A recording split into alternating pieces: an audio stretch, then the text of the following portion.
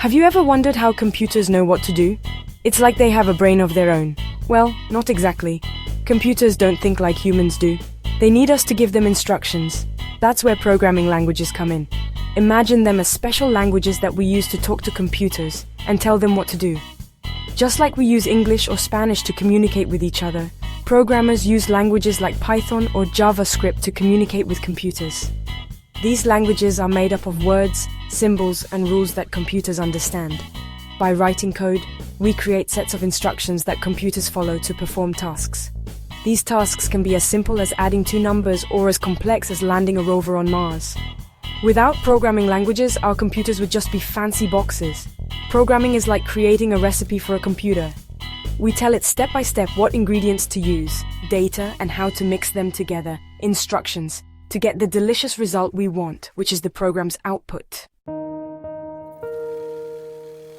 Way before computers existed as we know them, people were already thinking about how to make machines perform tasks automatically. Imagine giant looms weaving intricate patterns, not by hand, but by following instructions on punched cards. These punch cards had holes in specific positions, and each hole represented a piece of information. The loom would read the pattern of holes and use that information to control the threads. It was a bit like early computer programming.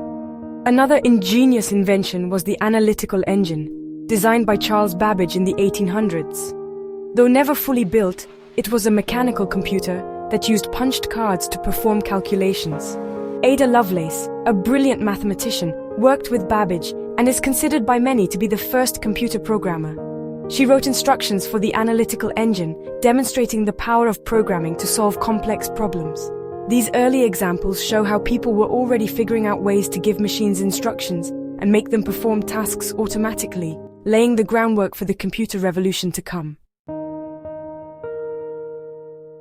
Fast forward to the 1940s and 50s, the era of the first electronic computers. These early computers were massive machines that took up entire rooms. Instead of punch cards, they used electronic signals to process information.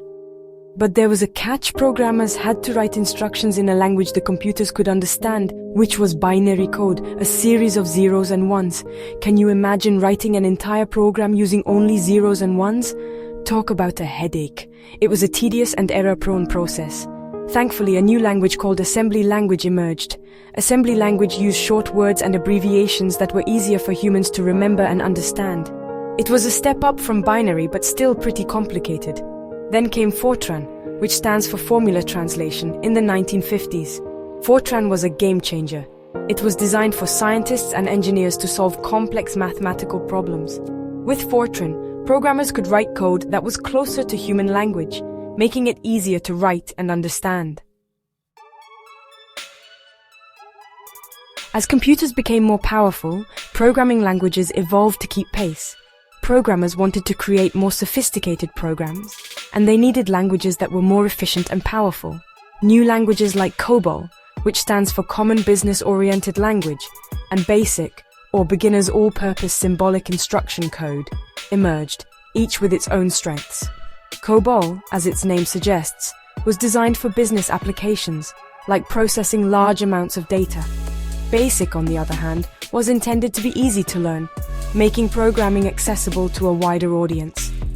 These newer languages moved away from the line-by-line instructions of assembly language and introduced the concept of structured programming. This approach allowed programmers to break down complex problems into smaller, more manageable chunks called procedures or functions. Imagine building a house. Instead of having to describe every single nail and board, you could have pre-built walls and roofs, making the construction process much faster and more efficient.